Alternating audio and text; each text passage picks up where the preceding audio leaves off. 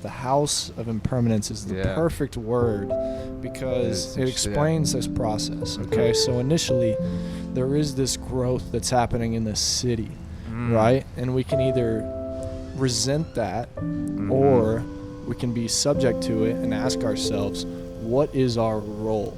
And there is opportunity there.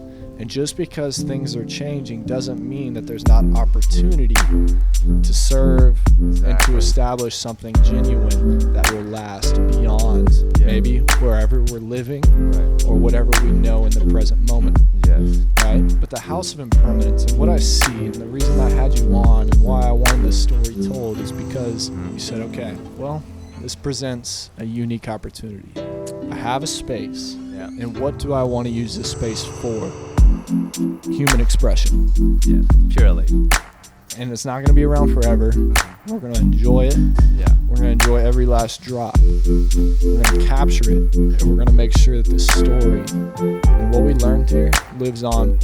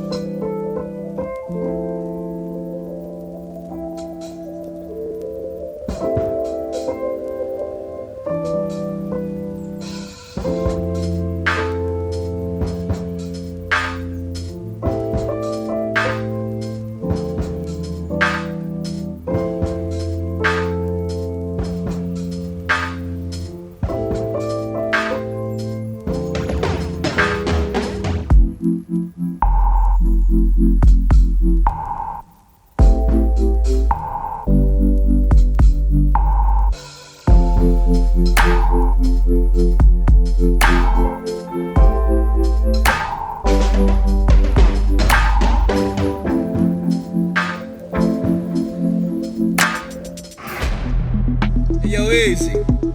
What's up, guys? My name is Evan Duvall. This is Eazy Does It. Thank you for joining us. What's up, everybody? This is like, wow. Okay, so I was like, I was like, oh, shit. Let me see like what I look like. And then at some point I realized, who gives a fuck? Because it's my raw self, even if I have headphones on or not. That's pretty cool. Okay. That's it. You ready? Nice. Yeah, let's go. What's up, guys? My name is Evan Duvall. This is the Eazy Does It podcast. Welcome for episode 13. This is my friend Steve Yang. Everybody go ahead and give him a round of applause. Word up, word up. What is up? So I wanted to go ahead and invite Steve on this weekend. He's into some beautiful spaces in this city. I wanted to talk about that, but also happy Memorial Day weekend, everybody. Steve here is also a veteran, so I want to get into that story. I'm a veteran as well. For most of y'all know at this point, but I was in the Navy for 6.5 years. And just recently transferred back to civilian life. Right. And the integration, the process has been amazing. And Steve has been playing a role in that as well. And I want him to tell that story of what he's doing, and we'll connect all the dots there. So yeah, appreciate it. Cool. That's pretty dope. Well, you just got out, right? Yeah, man. It's been it's about 7 months now. Yeah. That's nuts. Yeah. You know what I was doing when I got out? Yeah, I've been working. I mean, when I got out, I think I was literally like I didn't know what to do. I was literally just, I moved here, and then man, it was just hard, man. When was that? You said it was 2009? 2019. Or so my separation was January 1st, 2019. Okay. You know, because you can choose whatever date you want. Yeah. And when I chose it,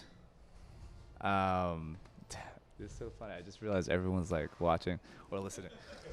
Can I put my foot here? Yeah, you can do whatever you want. Cool. You know what's so funny? I can't find my real shoes. So I was like, these are still my shoes, but okay.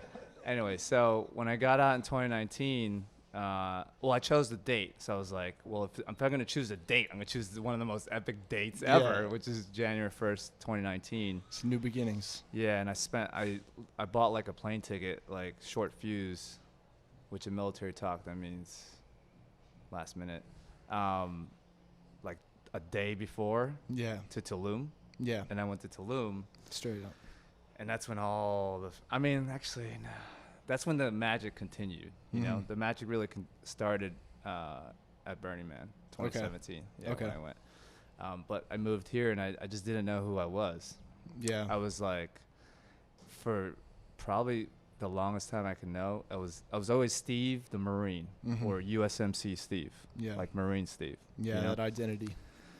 Yeah, like all my usernames was like Marine Steve or USMC Steve, and that was like my thing. Right.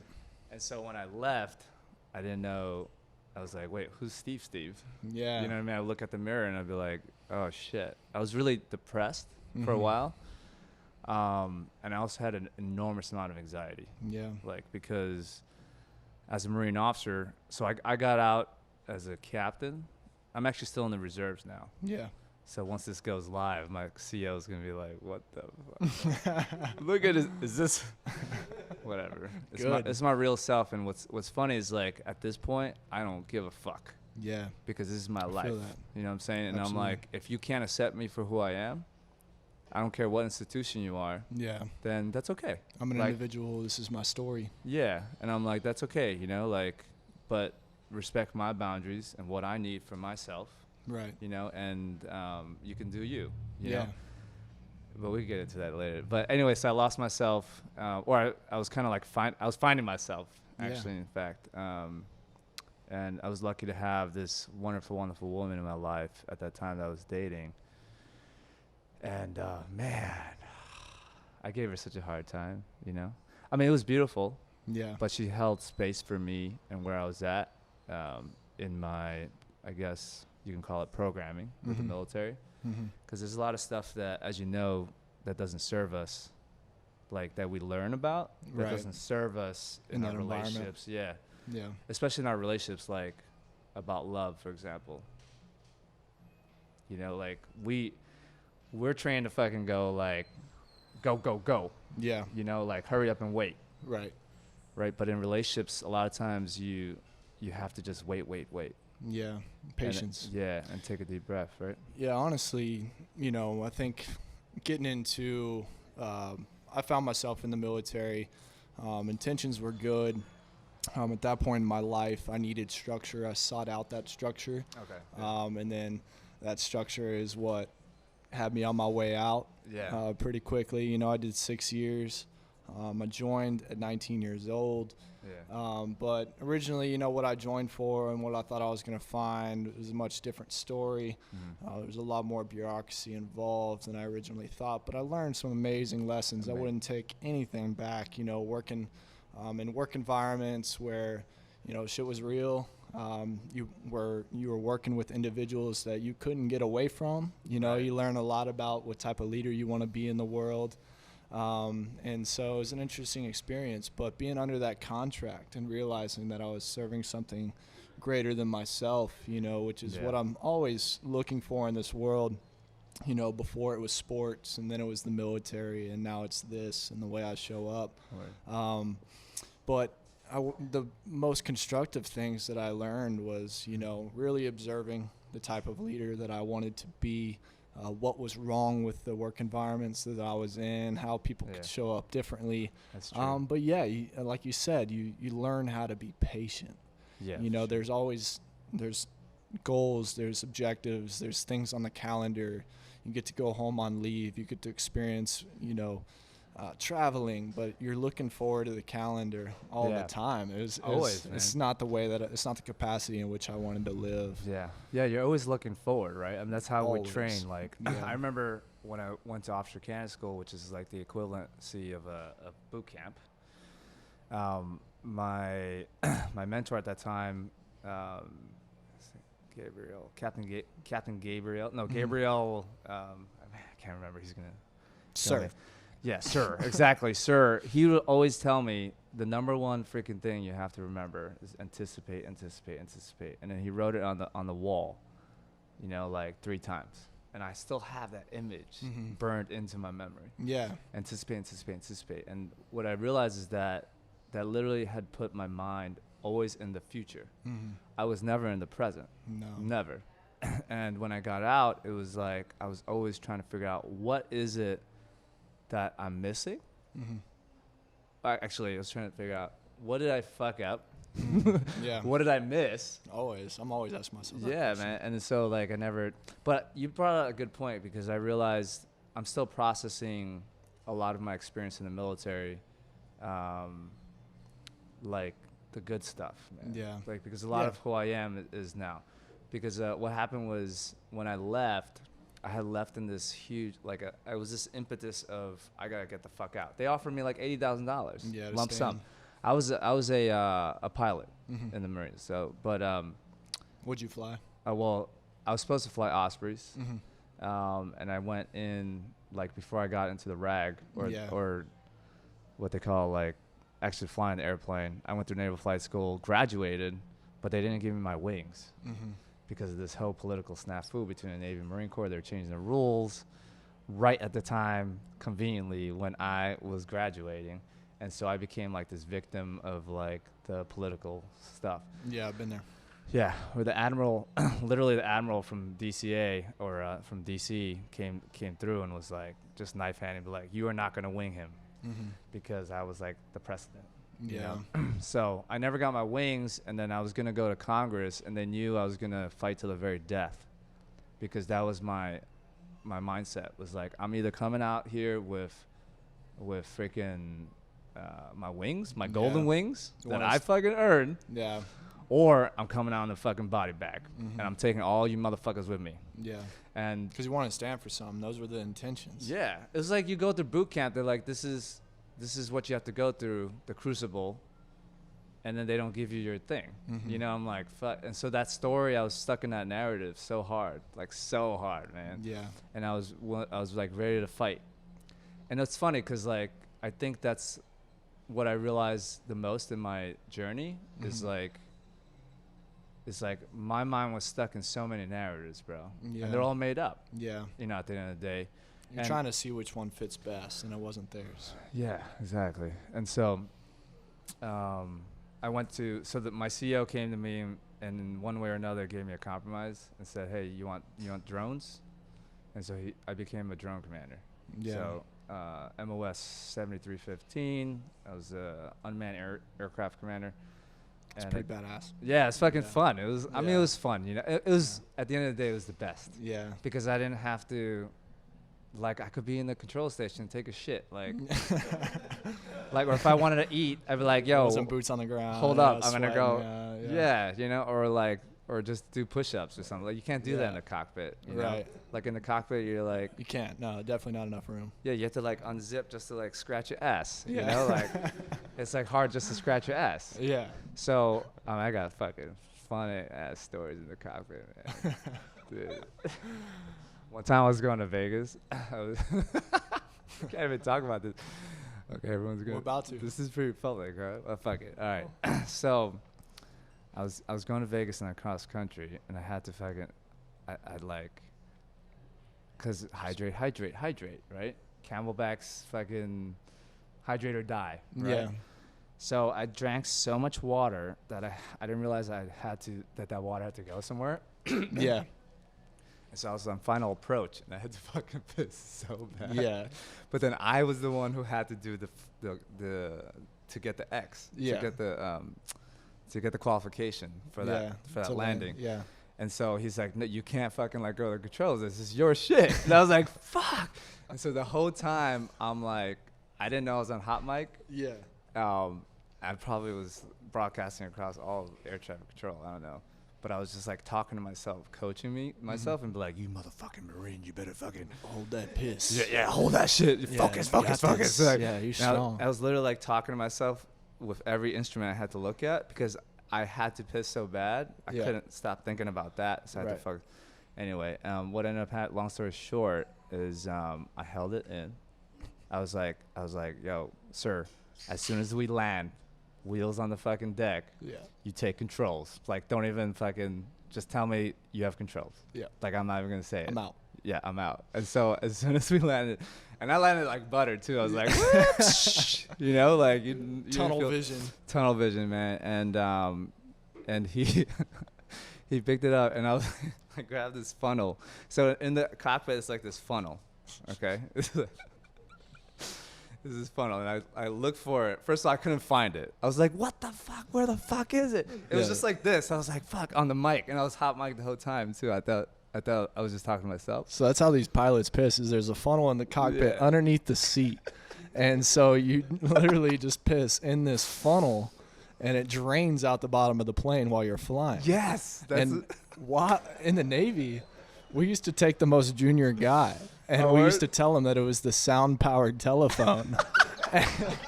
and so you'd have these junior guys. They'd take this funnel and be like, can you hear me? You'd be like, no, I can't hear you. You got to get closer. And then you'd tell them what it was, and they'd hate you. And it's just the way it rolled. Yeah, I know. We've all been there. There's so many stories with that funnel, actually. Like, mad fucking stories. That's funny. So I finally find it, and then I piss in it, and that water does not go down. Oh. So I had to pinch it off. Yeah.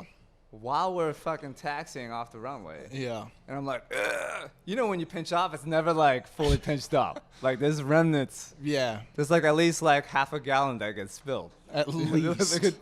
to Tyler's like trying not to. He's trying to hold his camera like. So I fucking had this huge. I mean, it was Vegas, right? So it was summertime. So I was in a tan flight suit. So I have this huge fucking mark. Like we've all been there. Yeah, man, like wet mark, bro. Like some fucking sperm whale just went like right on my fucking. Actually, I don't know if sperm whales do that. No, it's just because they're called sperm whale. I figured they just jizz on everything. It's beyond my sperm whale knowledge. Yeah. Anyway, so we landed the aircraft. I parked the air. Oh yeah. So I'm like looking at the funnel. Yeah. And like pulling it up. I'm like, I put the mic on, and that's when I realized I was hot mic the whole time. Yeah. I was like, fuck, I was hot mic, which means the mic is always on. So like everybody on the plane's listening. Either everyone on the plane's hearing, or if I was pushing the fucking button, air traffic control and all of Vegas is hearing. Okay. So I lifted. I'm like, sir, this shit will not fucking go down. I'm like, got one hand on my fucking dick, like pinching off my fucking. And I'm looking like this. I'm like trying to shake it, and it's like splattering everywhere on my fucking helmet and all that shit. And he's super calm.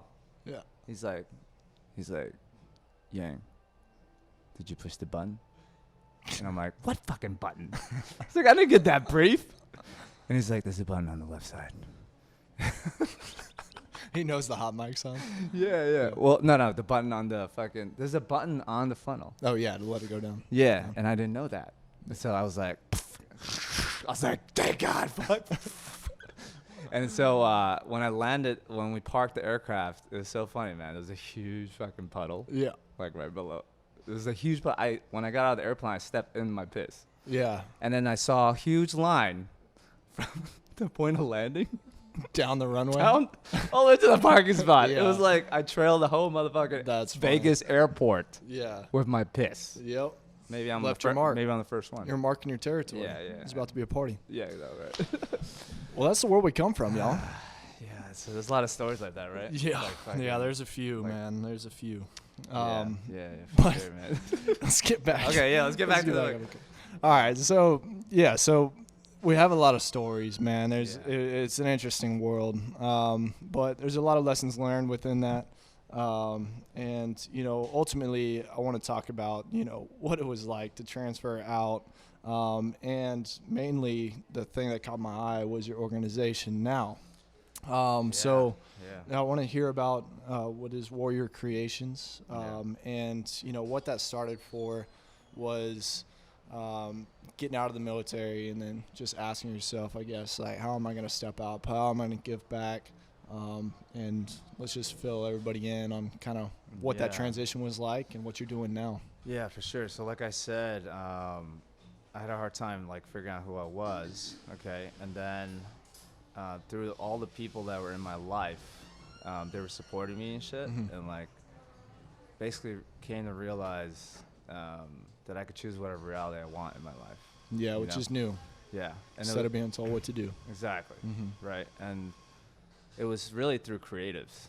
Honestly, that helped me realize that. It was through all the artists, the dancers. I did this dance called Zouk. It's a Brazilian partner dance, and through that thing, is my face red, by the way? Okay, I just got see these fucking anyway. Because I'm allergic to alcohol, but I decided to drink today because I was like, fucking, what the fuck is this? I thought you were just blushing looking at me, man. Yeah. Cool. You're making me blush. Okay, so it was through the creatives, and honestly, my brother. So I got a twin brother. His name's Mike. Yep. And he freaking, he showed me like a whole different world. He's the one who forced me to Burning Man. Yeah. I didn't even want to go to Burning Man at that time. Yeah. I was like, no, I don't want. You're like, I'm a Marine. I don't fit that. Yeah, I was like, why should I be surrounded by a bunch of like trailer trash, like burning shit? That's what I thought it was. Yeah. Because I just literally Googled it, and I saw the first picture. It was like this white dude, like naked, like burning shit. And so that was the guy I was back then. I would just judge things off the cuff, you know? Yeah. And so anyway, so he forced me to go, and he was a true channel for me to kind of unlock all this stuff. You know, he's always been. And so thanks, Mike. Yeah, Michael Yang, fucking Business Panda. He also started this crew called Origins, and their stage production, music production crew in Brooklyn. Cool. It's like part of the Burner family over there, and they do this dope experiences and stages. Tribal. You guys should check it out. Instagram, the Origins. Anyway, yeah. So basically, what I realized through my journey was like there was a lot of guys like you and me who, when they get out, they don't have the community. You know what I'm saying? Like, they go back to their families or no family. Yeah. They don't, like... For sure. They don't got nothing. Nothing. And so... And then the government tries to fill that gap, but then, you know, obviously I have my thoughts about that. You know, whether they actually care. Yeah, I felt like that was such a... You know, I felt exposed to, you know, so many different cultures. People join for different reasons. But you know, once I was in, I was just looking for like-minded individuals that kind of were still tethered to some sense of self and and wanted to express that in our off hours or on the weekends. And those were my boys, you know, and they were few and far between. But you know, just being in that environment where I was almost right out of high school and I was living all around the country and world, and I was just like, oh man, there's so many perspectives that are so diverse to the way I was brought up. And I felt so fortunate to have joined from a place where I wanted to serve my community and serve my country, and my intentions were based on, you know, love and service. Oh my God, and I met so many dudes in that were just like, they just wanted to get the fuck out of wherever they were from, whatever situation they're in, whatever house they grew up in, whatever expectations people had for them. They wanted to get away from that. And enormous expectations, right? Yeah, for sure. Like I created them for myself. Yeah, you know? Yeah, exactly. And like the way we were trained is literally like, especially him being in the Navy and doing the work that you do, or that you did, was like the way it's imprinted on us that we have like this responsibility. You know what they tell us? They say, which is great. I mean, I agree, you know, but just to give you some insight, they said that every single one of you guys demand the best out of us. Like literally. They're like, you look at these people, the civilians, like these people demand the best out of you. Imagine the weight of that, you know, and then especially like it's the burden of leadership, they call it, you know. It's like, so when you get out, you still have that kind of, you know. Hopefully, yeah, if you're asking the right questions. Yeah. So it's a good thing, but it also is so much weight. You know, for me it was like so much weight. I had to release that. Yeah. But anyway, yeah. No, I agree, man. Like I was 19 years old and I walked away from sports and going to college, and I was like, I'm gonna be a Navy SEAL. Yeah. And so my whole hometown went, that kid's going to be a Navy SEAL. Right. And then I paralyzed my leg and fucked myself up trying to make that shit happen because of ego and pride and desire and refusing to quit. I broke my body. And then my whole town was like, bro, what happened? Like, you know, and as a 19-year-old kid, I was like, one, I don't have to explain anything to you. You never tried yourself. Two, like, what's next? You know? And so that's where my expectations and this divide kind of started. Right.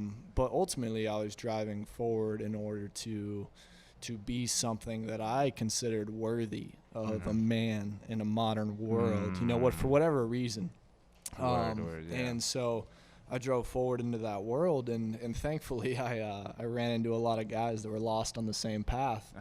And I got a lot of comfort from, you know, all of us being, you know, pretty much in this, you know, just caught up in this, the failure that we weren't expecting, you know, because my best friends, you know, all quit themselves, and we're all trying to do something worthy, and then we're on the back end of it like, well, what's next? You know, well, we got each other, and so that helped me out through a lot. But you know, what I really, you know, found was like, I had this unique opportunity. I was under a contract. Time was going to pass, and my eyes were always forward on the projected date of when I would get out. Oh, really? Okay. Yeah, because like shit so this was like before, like while you're still in. Yeah. Well, I had a few different dreams in between there, but really, like, you know, I just had to learn how to let time pass and make the most out of, you know, the time that I was given. You know, I had different work scenarios and different people I didn't vibe with, and I learned how to just make the most out of my time that was going to pass no matter what. Instead of just always watching that calendar. But yeah, I think identity was a key contributor for a lot of us. We wanted to serve something that mattered. We were brought up in an era that, you know, 9/11 happened. We were young, we were impressionable. It was a patriotic time in history. I still consider myself a patriot, but you know, I've always been seeking how can I serve the best. You know, what I saw at 19, I thought that was it. I was like, there's this global way I can serve. You know, I thought that was it. Now, thank you. Appreciate you. Now, you know, on the backside of that service, I realized that there's more potential here on a community level. And so I wanted to say, you know, what's my reach? Who can I interact with on a daily level? And what's the potential here? And so I think we're aligned in that way as far as, for sure, you know, bro. So what is like Warrior Creations? So Warrior Creations was basically because of that, you know, because I realized that there's nothing out there for us that like directly addresses this identity issue of the mind and the heart and the soul. Expression. Exactly. Expression, finding yourself, finding your truth, understanding like what does it mean to be a man? What does it mean to be a woman? Or an individual. Like, yeah, exactly. Yeah. So I decided to create this organization called Warrior Creations, and it was through like a whole journey of, I mean, I don't even know where I came up with that name, to be honest. It's perfect. Yeah, it's fucking perfect. And the idea of it is to basically be what my twin brother was to me. I could be a brother to everybody else. You know what I'm saying? Yeah. Basically to facilitate a journey of opening the heart and mind, and establishing confidence and the ability to express yourself and be secure in that. And not just these type A like things that people expect out of men or women or warriors or individuals. Like expectations and assumptions are our biggest downfall in social environments. And so when we can take down those boundaries and let people just be individuals, that's where the magic happens. For sure. And in many ways, it's like to redefine, what does it mean? Like redefine the word warrior, right? Like, what does it actually mean to be a fucking warrior? You know, it's not necessarily a fight. Nah, it's not necessarily. It's not being about like big chest, you know, like, or like pushing through your avoiding your emotions. Like when it's hard, you just like press on, because that's what we're taught, right? It's not about that. And so it's like redefining that, and also and using creative means to unlock it. So through all creative means. So Warrior Creations is the blurb I give everyone is essentially like it's to facilitate reintegration and healing for veterans and military people through all creative means. Beautiful. So that's art, music, dance, technology, even. Yeah. I mean, everything could be technically a technology too, but nowadays. Yeah, nowadays. So and for that, for that to be a part of that transition, to be there to scale, where guys are transitioning out, like, luckily I was able to create that for myself and kind of and visualize how I was going to pursue that path. For you had your brother, and it came to fruition of having that trajectory and path on how you're going to express yourself. But ultimately, now what I see in you is, how can I continue to serve, right? So you're taking these guys out of a very structured environment, and, Marines being the most structured of them all, and saying, hey guys, like, I'm one of you, I still am at heart. I understand you, but this is an option. Yeah. And for guys to be able to step out of that, very controlled, structured environment where everything is dictated for us, to move forward and reintegrate into life, where they're not just stepping back into, okay, well, I'm getting out, this part of my life's over. What's next? What other expectations am I going to fulfill? Exactly. Like, no, there needs to be some other options. There's got to be something else. Yeah, getting out of the military, it's, okay, well, you earned your education. You're going back to college, right? Or do you have any jobs lined up? Oh, you don't? You need to stay in. You need to play this safe, And, like, I realized that there's this I had to overcome so much to step out. To get out of the military, I had to look almost every man in the eye or woman in the eye and say, no, I'm choosing myself. Yeah. And everybody that was supposed to facilitate that progress or process for me was going, in basically a subconscious way, oh, you think you're better than me? And it was like the like a year or two of like, no, I'm getting out. I'm gonna start my life. I think I've served. I think I gave enough. Like, now I want to choose, like, really good intentions. And everybody's going, oh, well, why do you think you should get out? Like, you're going to fail. You know that, right? Like, you want to start your own business? You shouldn't do that. You have a good job. So much fear, right? It was all fear. You're making me realize, oh, my God, I went through that too. It was so frustrating. So much friction, bro. I'm like, man, I miss my family. I miss Austin, Texas. Yeah. Like, I want to be an entrepreneur. And everybody's like, man, I wish I could just, like, get in your head and tell you that you're fucked up and you're wrong. Yeah, exactly. And I just realized that happened to me too, for real. Yeah. But I will say that there were maybe one or two, like, that, like, really fucking love you. Yeah. And they're like, yo, my homies, go they weren't my leadership. Yeah. No.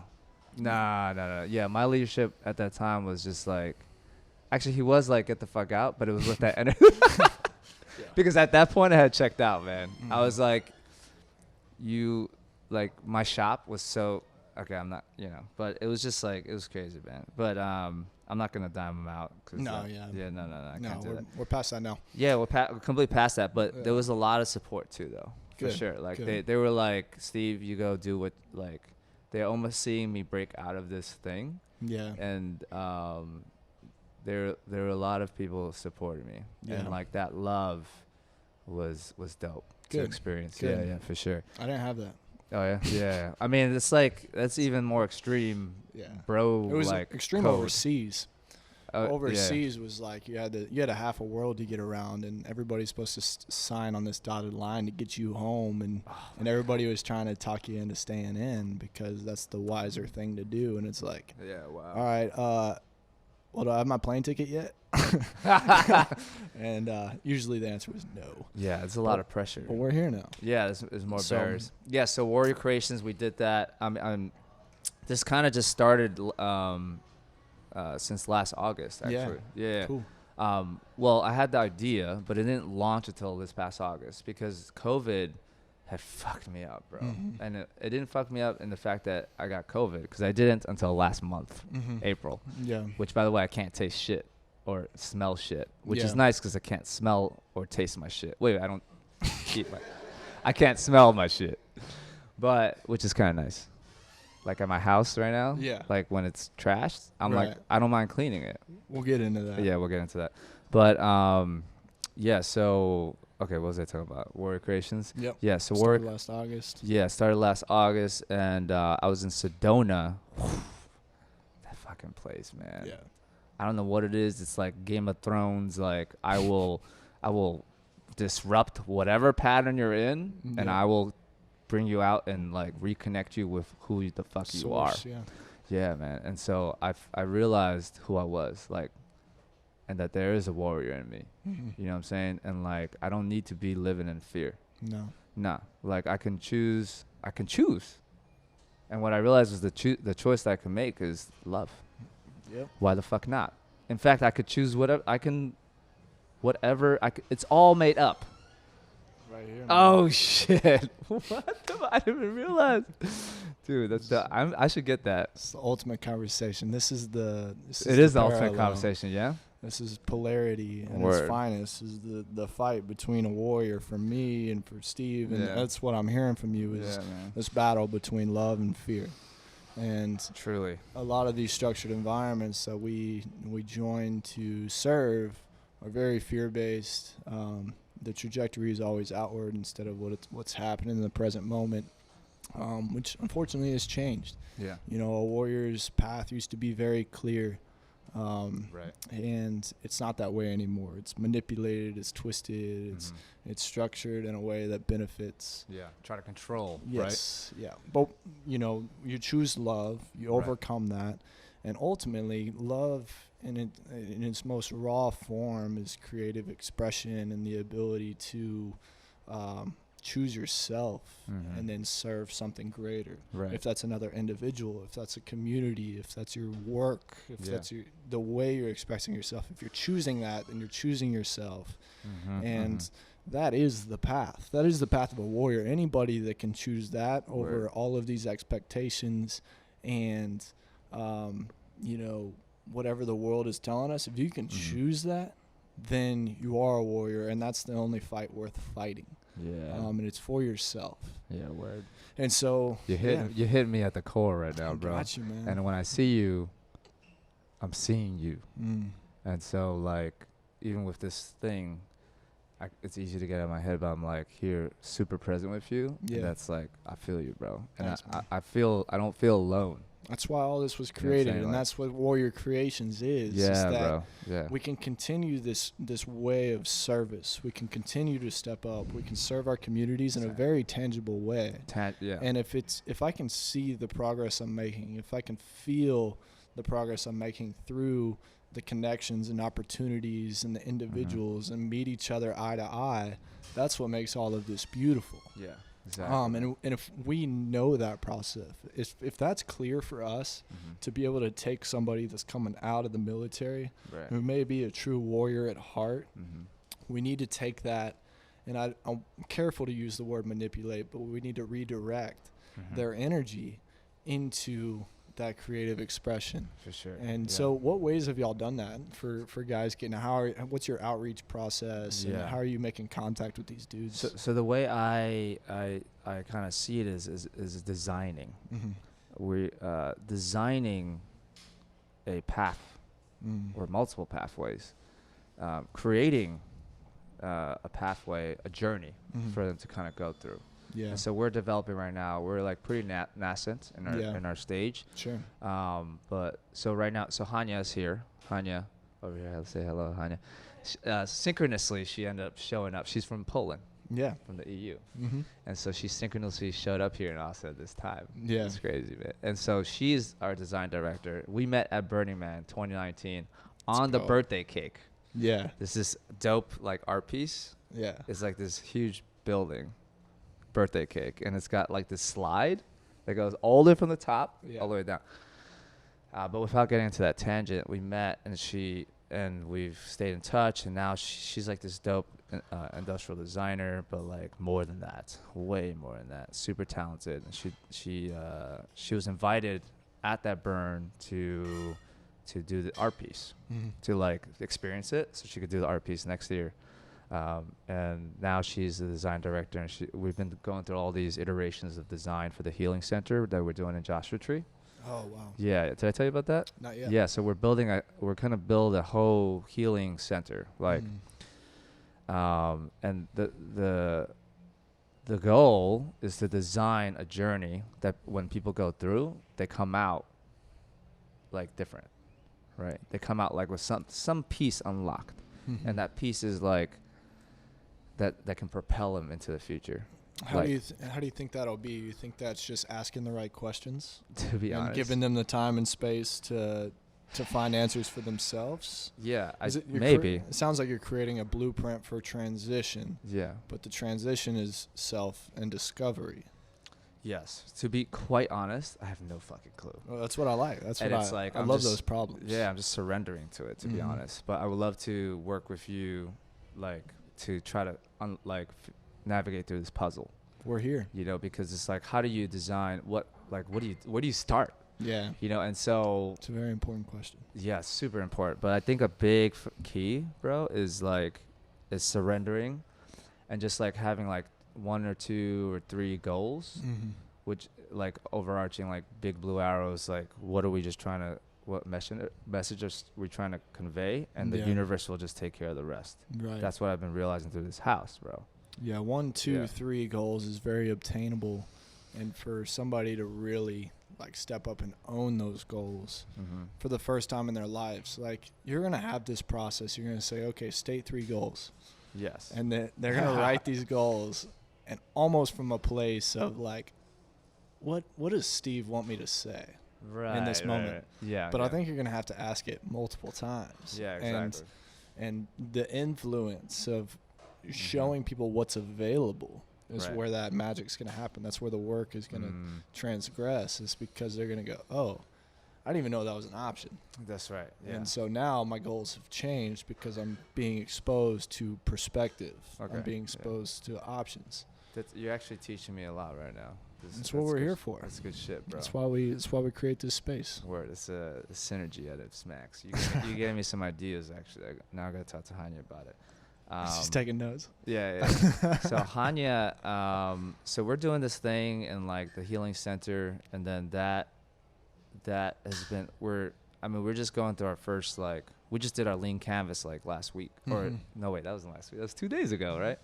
We just did our lean canvas like 2 days ago, and then we're treating it like a real business, you know, but we're using business tools, but it's not about business, right? It's about service, identity, and like in some ways kind of like bridging, like just waking people up, you know, like, and it's not just for veterans, but because I'm a veteran, I'm like, I feel like I have a responsibility to bridge that, you know. It's a need.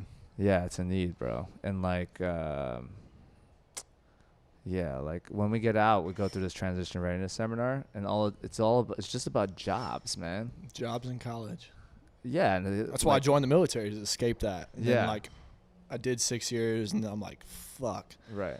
That wheel that I joined here to get off of is now my next option. Right. And I'm telling everybody, yeah, I'm not doing that. They're like, what's wrong with you? Yeah. What's crazy is like you get these highly trained like military people, right? Yeah. And then in the transition readiness seminar, it's like, hey, sign up to be a truck driver.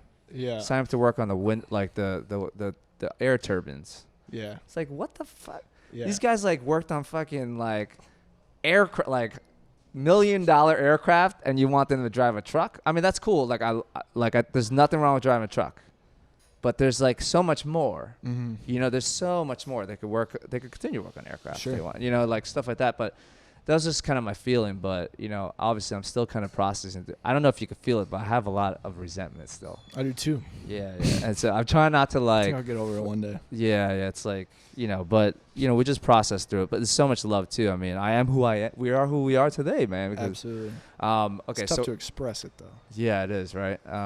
So yeah, Warrior Creations, we did that, and we're doing the healing center, and then should I talk about this house? Like, yes, we should talk about this house. Like right now? Yeah. Okay. Yeah. Okay. So, okay. Ultimately, yeah, let's. I want to talk into like the backstory of like how we met. Yes. Okay. And so, I was doing these events. Okay. I was doing my thing. I started working with Photo House, and Chisholm Pierce was like, "Hey man, like, I've got this dude. He's a veteran as well. I love Chisholm so much. Yeah, he's like, y'all need to meet." Okay. And I've learned on this journey, like, listen to that. Like, Yeah. we're not the only ones that can see people clearly and understand, you know, where people are coming from. And when somebody tells me like, I need to meet someone, and like I respect them. Okay. I listen now, you know, because like usually they're right. They for see sure, something that you don't. We can all do that for each other. Yeah. And so we reached out, got your number, and I heard about what you were doing. Yeah. And let's get into that. What are you doing now? Yeah, the way I met him. First of all, he came to my house. Like, okay. So let's start with what I started with. Okay, so 3 weeks ago. 3 weeks ago, I started planning for my house. So where I'm living right now is being demolished this month. I think it's next week. I don't know. It's being demolished this month, and they're building a hotel. There's like 300-room hotel on the east side. On the east side, in the We're middle. We're familiar with the story. Yeah, middle fucking neighborhood, right? And I asked them, "Are you selling any units?" They're like, "No." I was like, thinking, okay, so it's purely just to make money. Yeah. And they're from Florida, these investors, you know. I'm totally diming them out. Like, this is my house. Yeah. Okay, but this is, you know, I lived there, a lot of memories, you know, and I just like surrendered to it. And then one of my friends, Taylor, came up to me. Well, actually, I just met her at a house party, not like another house party, not the house party we're doing now. And she's like, "Yo, you know, during the someone was same situation. They're like, they turned their house into an art gallery, and then raised money to like get another place." And I was like, "That's a great fucking idea."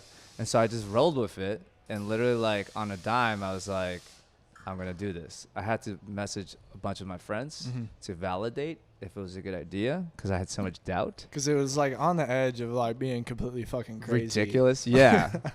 Actually, at that time, it was, for me, it was, like, ridiculous. But everyone was like, fuck yeah, that sounds a great idea. Why not? Why the fuck not? And I was like, when people do that, it gave me validation. I'm like, I roll with it. Cool. And You're here to serve. Yeah, exactly. And so 3 weeks ago, I started this planning. I just started, like, opening these doors, which was, I moved all my shit out, half my shit out. I have a lot of shit. That's a whole different story.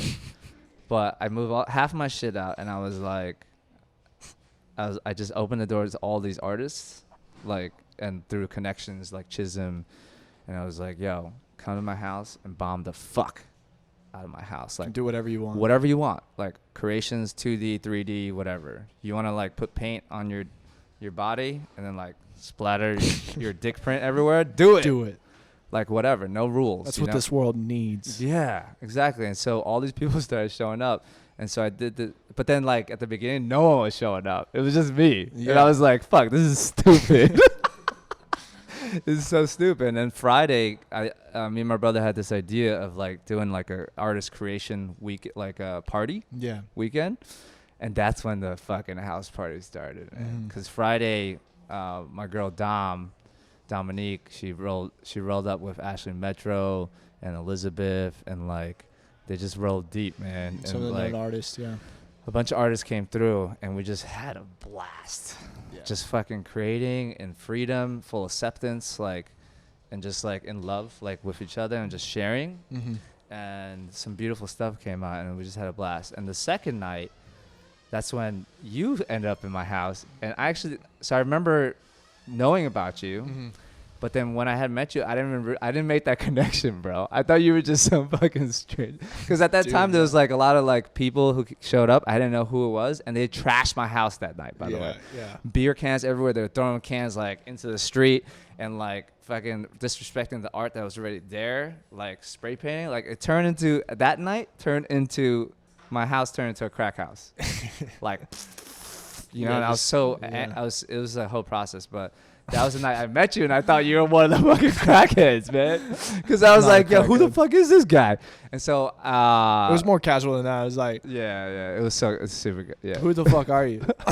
in my head, I was like all these fucking crackheads at my house, but he was so kind, and so I think I was outside, and then that's when I made the connection. I was like, oh fuck, Evan, like we were meeting to meet, and I was so busy because I was trying to coordinate everything, and then that's when we made the connection. So I'm so happy that happened, and you showed up at my house, because there's a lot of synchronicities like that happened this week, because I literally cannot keep up with all these messages. Yeah. And like, there's so many of my friends here that I've met in my journey that I want to invite, but I just have to like surrender.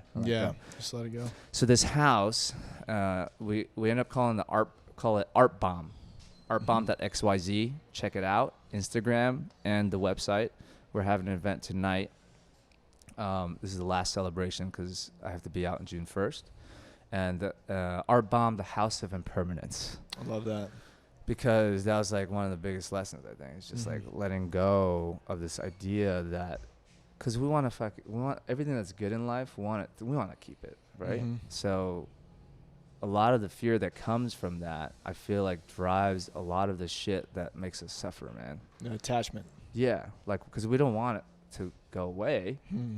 You know, like, for example, you know, I made this realization, man. Like, there's like this human condition. When we see a beautiful stone on the ground or a feather, we're like, oh, fuck, that's fucking amazing. Yeah. What's the first thing that we do? We put it in our pocket. Yeah, we want to keep it. We keep it. We want to possess that. And I feel like a lot of the times when we take pictures, too, we like try to capture the moment because it's fucking amazing, right? And then we're just like, I want to keep this in my life forever. I notice that all the time. Of like, you'll be at like a show or something, and people are just like snapping away on their phones, and like we all do it. Like, I'm not above that, you know? But like, it's great. I always take a moment where I like get them out early. I'll like take some pictures. I'm like, okay, I'll remember that night. I put my phone away. And I'm like, I want to experience this. Like, I've been given this amazing tool to remember if I try. And I want to practice that. For sure. But I think impermanence, the House of Impermanence is the perfect word because it explains this process. Okay, so initially there is this growth that's happening in the city, right? And we can either resent that or we can be subject to it and ask ourselves, what is our role? And there is opportunity there. And just because things are changing doesn't mean that there's not opportunity to serve and to establish something genuine that will last beyond maybe wherever we're living or whatever we know in the present moment.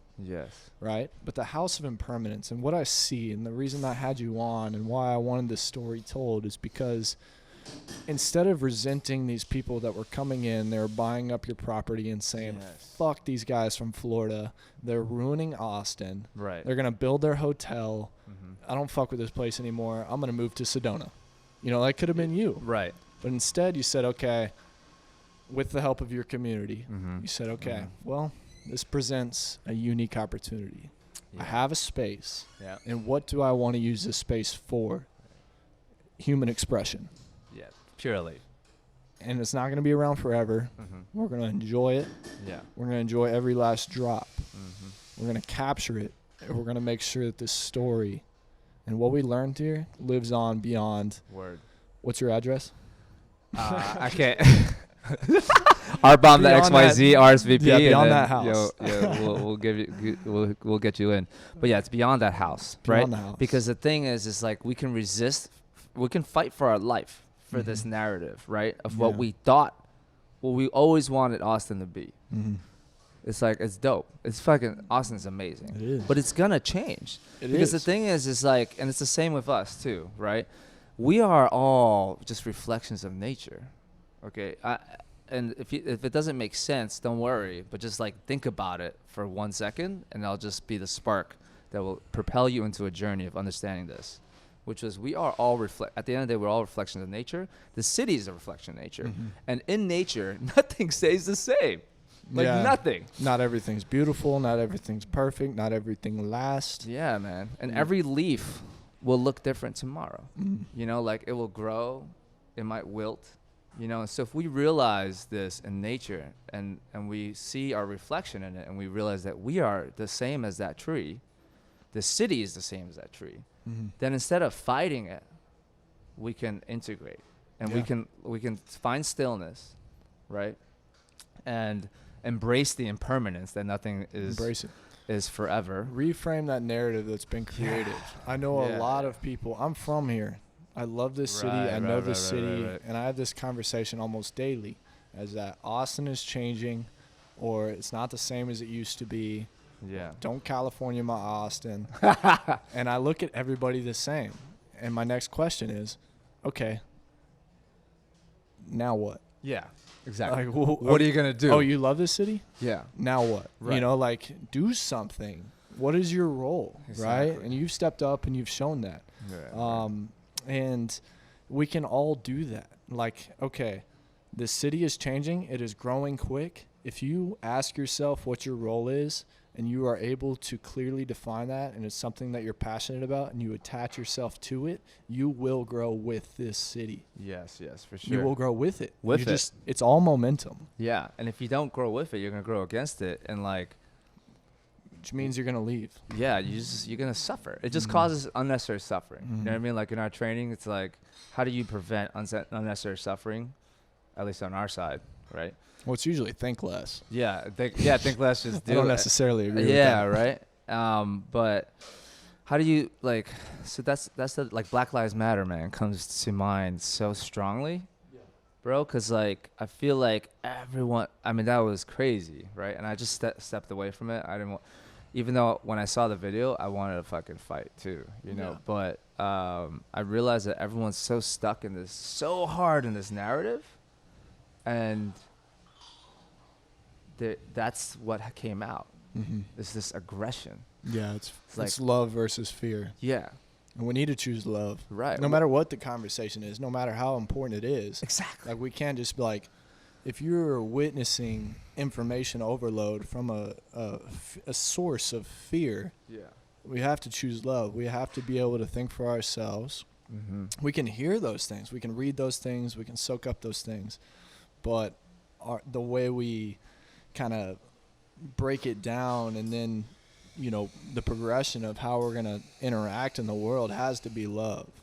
Always. There's no, I think we're not taught that, you know, like we're taught just to stay in fear. Like, we're not taught that love can actually break the motherfucking cycle. Like, it can break the cycle, man. Like, but we're not taught that, and so it's hard to trust it too, right? Because we're in so much fear. But if we just choose that and just give it a chance, like, if you're any of you guys listening to this, like, if you're going through like relationship problems, or like you feel like you're stuck, just choose love and lean into that fear. Lean into it. That doesn't mean that love isn't fucking scary. Yeah, it's super scary, but just lean into it. It's not like, don't worry. Just like lean into it. And there's one of my really close friends, Brad from Colorado, Breaking with Brad. He's a love coach. I met him on the way to Burning Man. That's a whole different story. Shout out Brad. He told me, the more you lean into your fears, the more you become free. And then once you're free, you're fucking free. And I was like, what? You know, and so I started leaning in, and I was like, wow, this is true. I feel more and more free. So if you choose love, and that's why I feel like with this racism stuff, for example, it's like, what if you just chose love? Like, every police officer out there, and just like embrace them with love. What could fucking happen?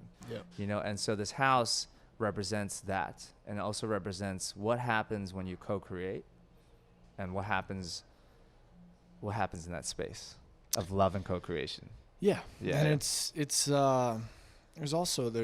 more to the story as well. It's you look at this house, you say, okay, We're throwing fucking ragers. Like We've got ragers. multiple headliners coming through this house on the man. corner of the east side. Oh We've got headliners coming through at 4, 5, 6 a.m. Yeah, yeah. And it's not that the police don't know about it. It's not that this place isn't getting busted. It's because there's intention. It's because there's value. Mm-hmm. It's because it's raising money for veterans. Yeah, It's for sure. going into expression and creativity. And people are going, okay, there are these laws. Should that shit get shut down? Yeah. Has it yet? No. Because it's genuine, it's authentic, and it is of service. Yeah. So if we can recreate these lines that we all look at, these boundaries, these lines that we shouldn't cross, and we ask ourselves, okay, but does that apply here? Yeah. And is it serving something greater than ourselves? Well, I think there's more wiggle room in this world when we start to ask those questions and do those things. For sure, and I really thank the city of Austin. If you even know about this party going on, it's like some craziness going on, and I think this is why Austin's amazing, right? Because it facilitates this creative expression. Yeah, structured as the government is in Austin, and sometimes they get it wrong. But for the most part, the city of Austin does observe what's going on in their city, and they go, okay, is this good for Austin? Yeah, it's so cool, man. It is cool. To not lock down and try to control, but like just control enough where they're like, okay, we can't let people die. Or burn shit down. Or lose power for fucking 5 days. Yeah. Oh, that's a whole different thing. But it's like they do allow so much for this expression and stuff. It's cool. And then the people, it's you know, I think that is you see all these people. Yeah. Like who express themselves freely. Well, and that needs to be appreciated too. Yeah. You know, you're saying, okay, that's let's just true, have man. this conversation going, okay, the city of Austin knows this shit's going down. Yeah. They haven't stopped it yet. That's dope. Yeah. Right? If we just create this narrative of everything always being fuck the government, Right. like they're not going to want to serve the people. Nah, man. But if the people can learn how to approach these things and these issues and ways of dealing with things from a grounded place, where we're trying to serve something greater, and we're relentless in doing so, we're warriors that are stepping up and saying, you know, I see you, I got you. I'm not necessarily going to follow these rules and laws and boundaries. I'm going to do this my way until somebody stops me. Right. And then we're going to find a peaceful solution. Yeah. That's what warriors do. Yeah, for sure, right? And warriors also look out for, like, we do the right thing to mitigate risks, like unnecessary suffering, you know, like, so I'm doing all those steps, you know? Yeah. I'm a fucking Marine officer, like. I see you. You know, I'm not going to fucking be ridiculous, but I am going to allow people to be in a space where they can be radically accepted and loved and, like, express true themselves. fully expression, you know? And that's what this house has been. Dude, Yeah. last weekend it was crazy, and what's crazy is like I almost feel like we brought Burning Man here in this corner, and it's not about Burning Man. It's really about just creating a space of co-creation, and at the end of the day, we all celebrate life together, and because we can do that every day of our life, like we can choose to celebrate our present whenever the fuck we want, like with each other. And connection and all that stuff. And this doesn't have to be a holiday. Nah, it doesn't have to be a holiday. Doesn't have to be the weekend. Yeah, and doesn't have to be when things are always good either. Yeah. Right? Like, you can sit in your shit, which, by the way, I decided the other day I was like, sit in your shit. That's kind of cool. I looked it up. No one has bought that domain. So I bought sitinyourshit.com. I don't know what to do with it yet. If anyone has an idea of what to do with that, please come to me. I'll sitinyourshit.com. Whatever. But it's like, it's okay to sit in your shit. For sure. Like, and maybe that's why COVID's kind of cool, right? Because you can't smell your shit. Yeah. So you're just like. Everybody sat in their shit this last year. Yeah, right? They were like, man, I wish I had something to do. And maybe that's what COVID. Just me. Yeah, right? Fuck. I think everyone was kind of like forced to sit in our shit. And it's like, okay, what do you do now? Well, just don't do anything. Just like. Breathe. It's okay to be still, you know? And I think it's so hard to be still because you're forced to look at yourself. And sometimes we don't want to look at ourselves. But when you look at yourself and you can come to realize and be kind to yourself and be like, oh, I see you. You know, you're beautiful.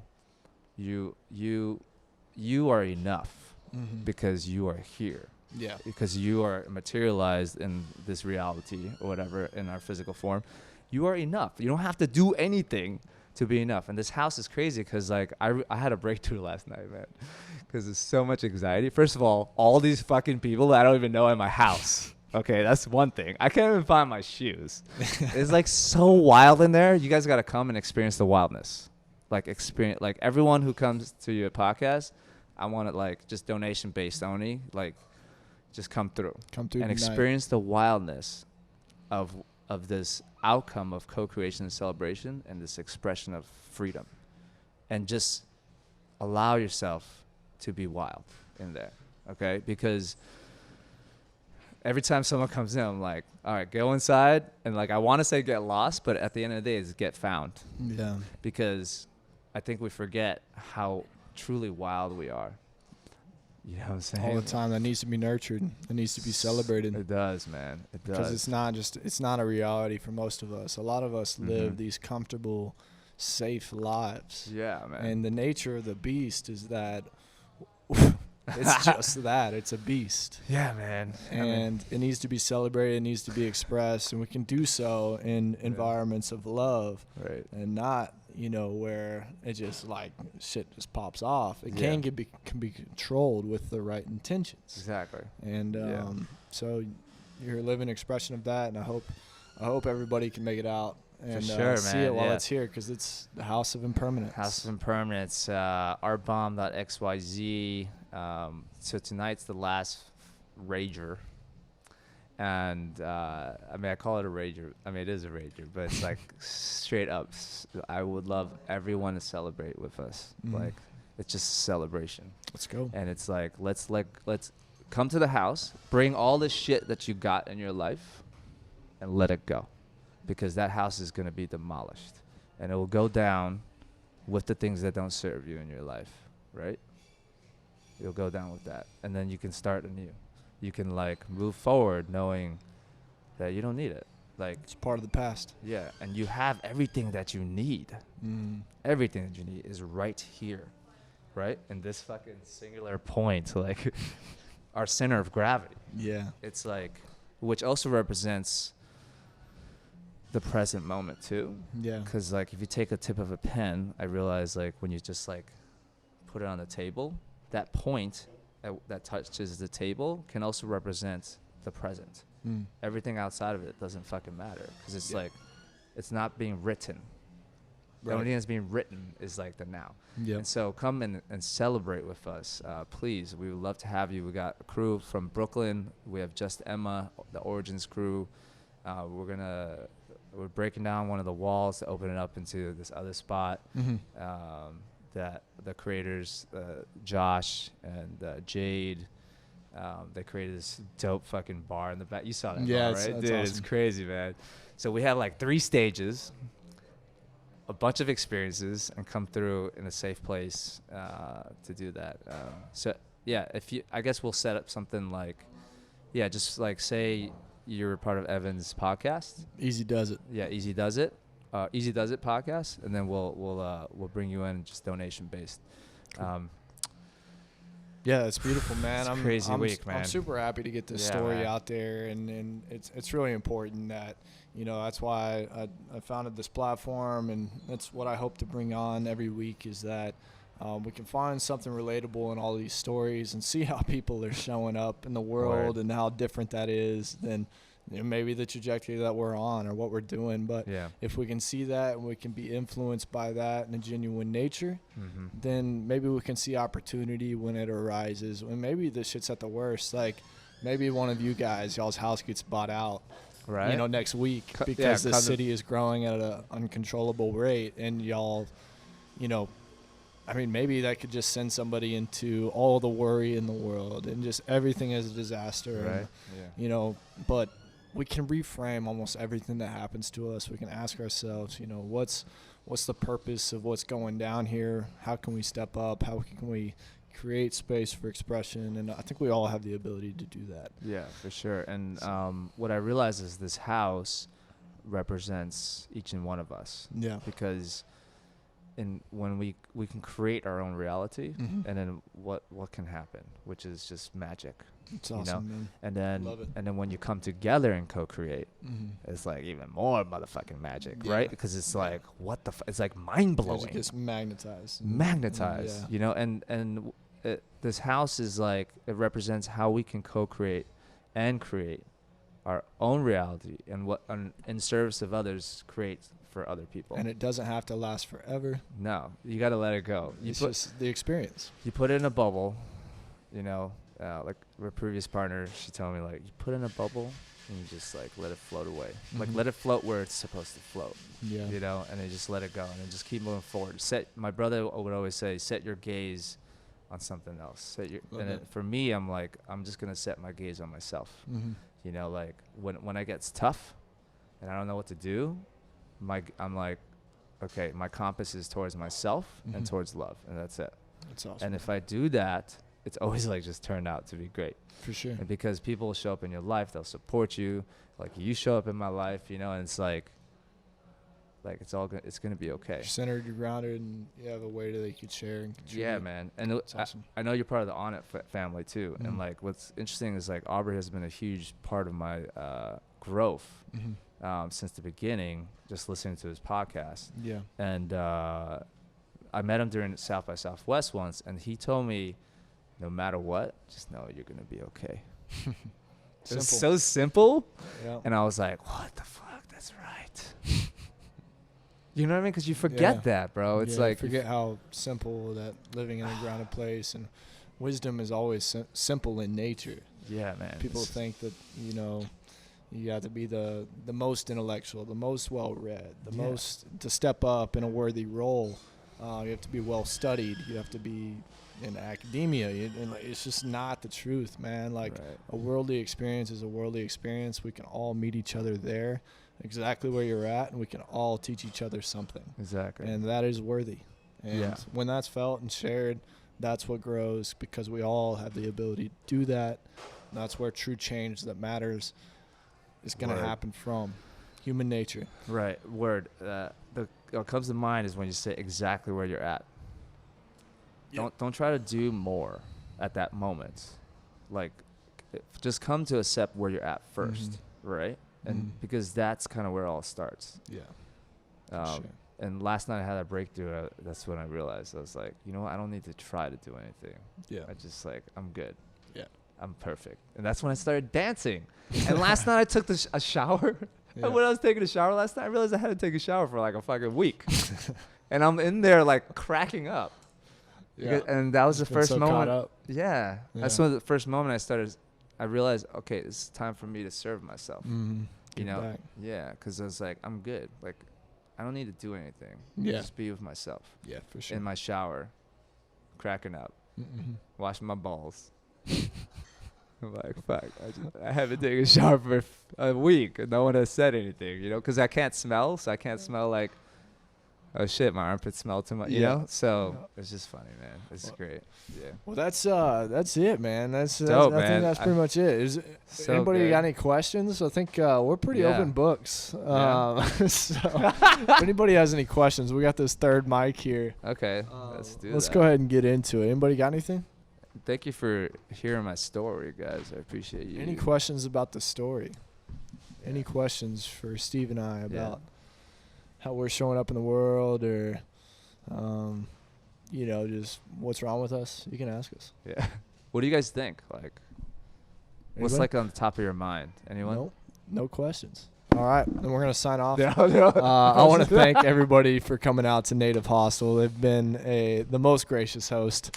We feel at home here. I'm excited to move into the future and keep, you know, creating space for showing up and sharing the stories and perspectives of how people are serving Austin, Texas in unique ways, because these things define our culture. It's not what's on the news. It's not what's in the headlines. It's regular day, everyday people that are making a difference here, and their stories need to be heard. Word. And so thank you, Steve, for coming on.